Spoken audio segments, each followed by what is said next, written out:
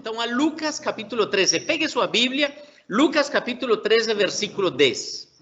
Estamos ali estudando, então vamos ver a cura de uma enferma. A cura de uma mulher, de uma enferma.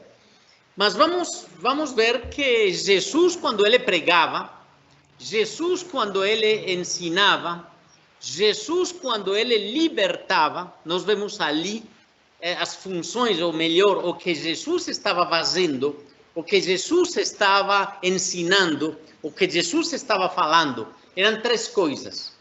Jesus sempre se preocupou pelas multidões. Ele falou para as multidões, alimentou as multidões. Jesus ensinava as multidões o que era a palavra de Deus, porque ele era o mestre dos mestres, ainda sigue sendo o mestre dos mestres, Jesus Cristo. Mas vemos também que ele libertava, ele expulsava os demônios.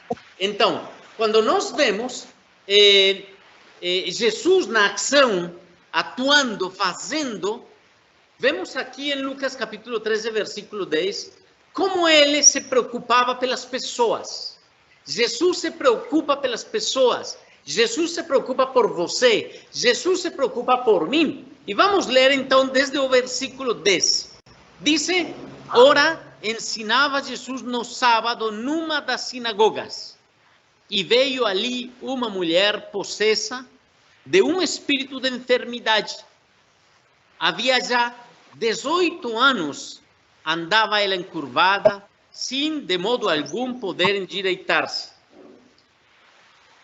E diz aqui, não podia endireitar-se, no versículo 11, diz: vendo a Jesus, chamou-a e disse-lhe: mulher, estás livre da tua enfermidade. E impondo-lhe as mãos, ela imediatamente se endireitou e dava glória a Deus. O chefe da sinagoga, indignado de ver que Jesus curava no sábado, disse à multidão: 6 dias há em que se deve trabalhar. Vinde, pois, nesses dias para ser descurados, e não no sábado. Disse-lhe, porém, o Senhor: hipócritas, cada um de vós não desprende da manjedoura no sábado o seu boi e o seu jumento para levá-lo a beber? Por que motivo não se devia livrar deste cativeiro em dia de sábado a esta filha de Abraão, a quem Satanás trazia presa há 18 anos? Tendo ele dito estas palavras, todos os seus adversários se envergonharam. Entanto, o povo se alegrava por todos os gloriosos feitos que Jesus realizava. Se nós desejamos focar o nosso ministério, o trabalho do ministério que nós temos, devemos entender que Jesus supre toda necessidade do homem, da mulher. Jesus supre toda necessidade espiritual, supre toda necessidade da alma e supre toda necessidade física. Jesus, então, neste momento, está falando com uma mulher que tinha uma necessidade particular, e essa necessidade era uma necessidade física. Há pessoas que ensinam que não se deve pregar a respeito da sanidade física, ou da libertação, e eu acho errado. Por quê? Porque Jesus pregou satisfazendo a necessidade física, a necessidade espiritual, como também a necessidade emocional ou da alma. Nós devemos entender que quando nós buscamos a Jesus Cristo, quando nós estamos satisfeitos emocional, espiritual e intelectualmente pela obra de Jesus nas nossas vidas, nós devemos entender que ele, então, como fala aqui claramente, ele satisfaz toda a necessidade. Vamos ver, então, como a cura de uma enferma leva a que Deus seja glorificado por meio de Jesus Cristo.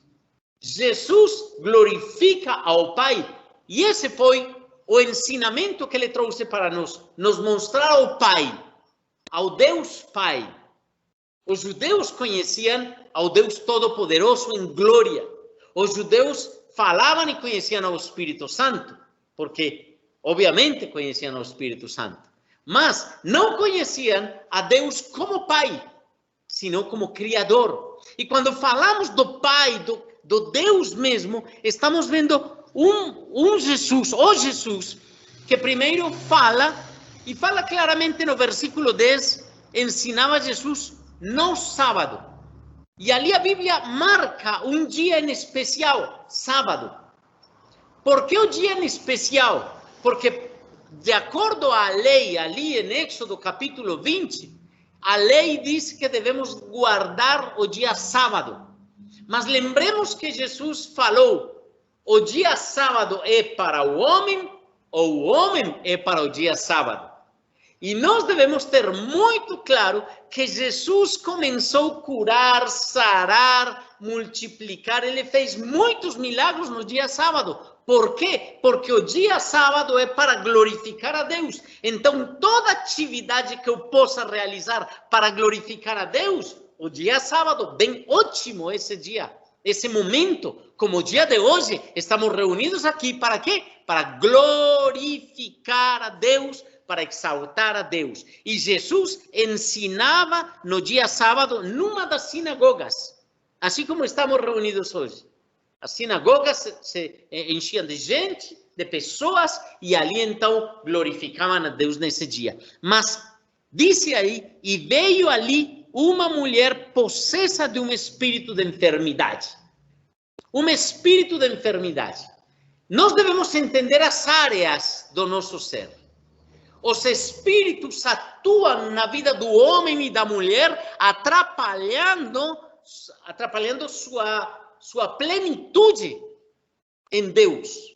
Então, quando um espírito de enfermidade ataca uma pessoa, Jesus identificava que era um espírito de enfermidade. Nós não podemos dizer que toda enfermidade vem produto de um espírito. Porque, olha, você pode dizer, olha, eu gosto muito do doce.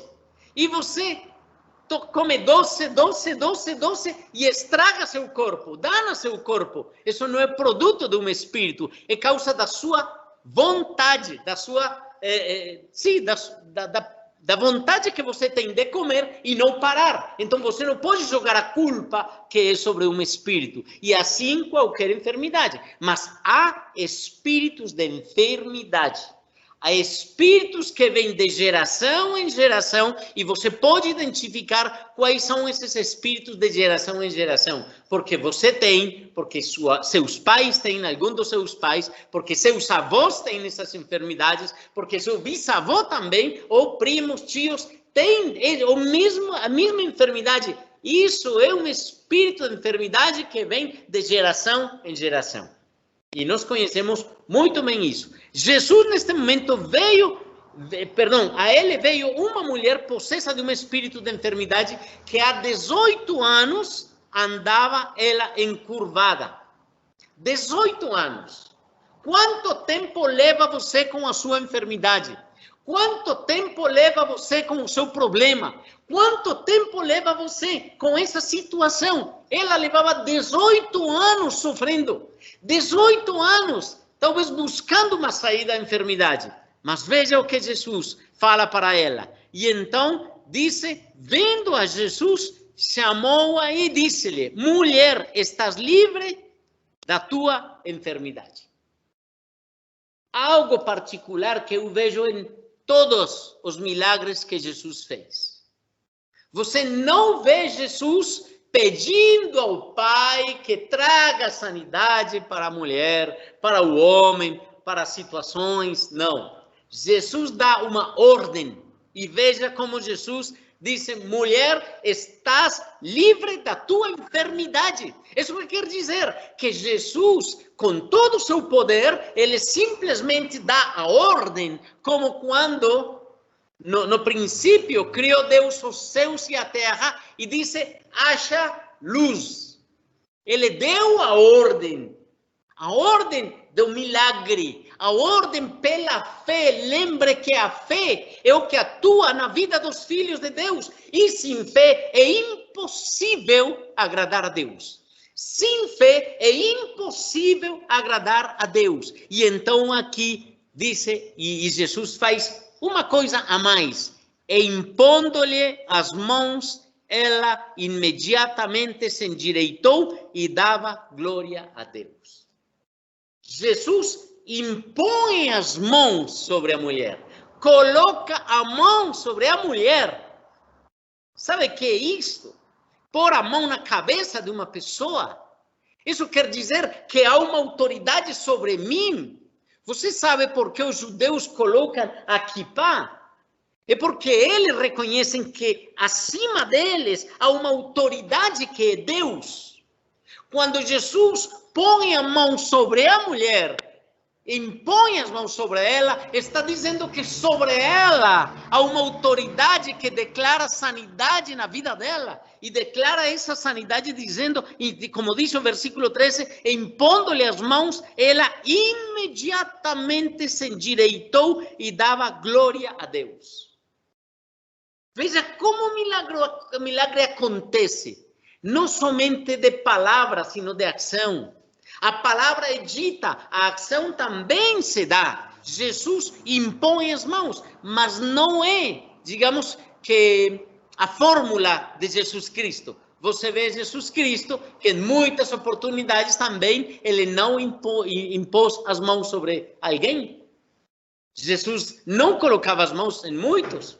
Talvez nem ao frente da pessoa doente, simplesmente uma pessoa que pela fé buscava Jesus Cristo e pedia uma sanidade. Jesus falou, pode ir, que a pessoa já está sã, já está limpa.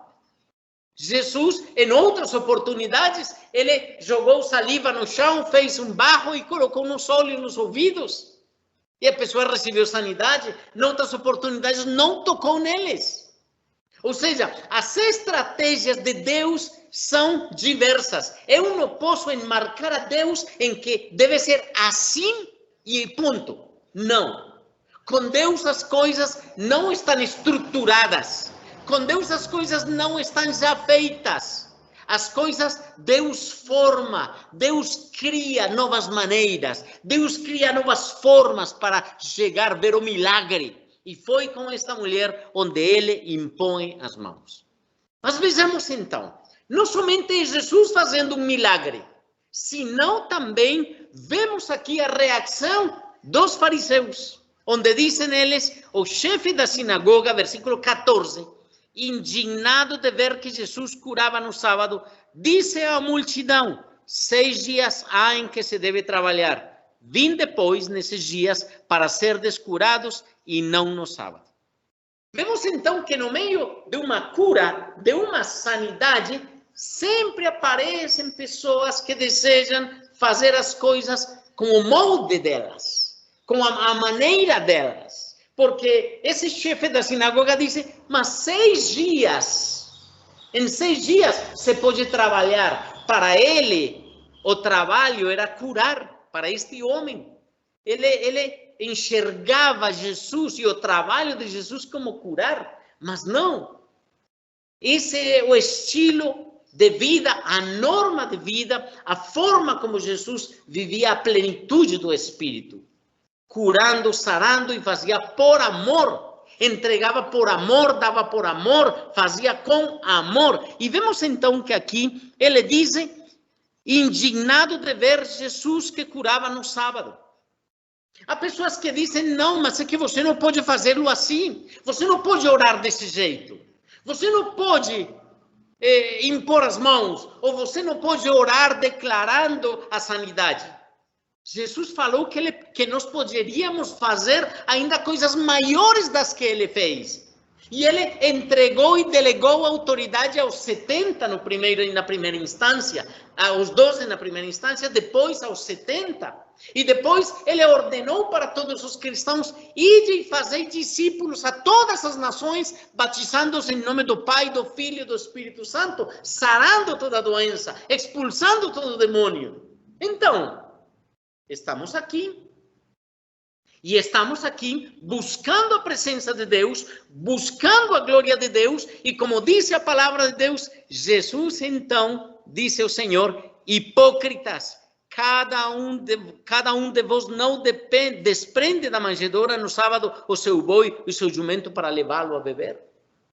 É importante entender que há coisas básicas que se devem fazer e há prioridades que nós devemos ter e entender. Qual é a prioridade? Não é o amor. O amor é a prioridade. O amor supera qualquer coisa. Quando eu tenho amor, eu dou amor, eu entrego amor, eu espalho amor para as pessoas. Mas não é por uma lei. Lembrem, Gálatas 5, 22 e 23. O fruto do Espírito é amor, alegria, paz, paciência, benignidade, bondade, fé, mansidão, domínio próprio. Isso não é lei. Quando nós vivemos para o Senhor, não há lei que marque o que eu devo fazer e o dia que devo fazê-lo. Quando Deus me fala em Gálatas 5, 22 e 23, por meio de Paulo, que Paulo fala para os Gálatas que esse é o jeito de viver no Espírito Santo, não há nenhuma coisa, não há nenhum impedimento para eu fazer o dia que quiser. Amar, perdoar, me alegrar, estar com o ânimo longo, a longanimidade, não?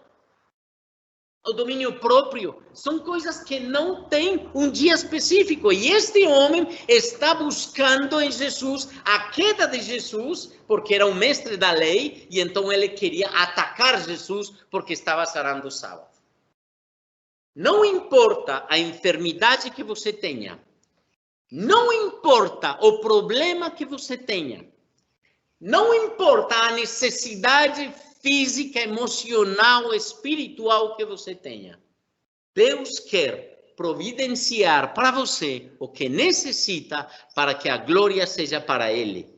Não importa ser sábado, não importa ser o dia que seja, não importa as condições, quando você quer glorificar a Deus, Deus dá as ferramentas para você glorificá-lo, para você exaltá-lo, para você honrá-lo com todo o seu coração e sua alma.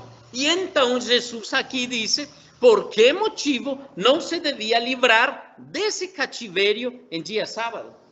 Se o dia sábado é para glorificar a Deus, para exaltar a Deus, nesse dia devemos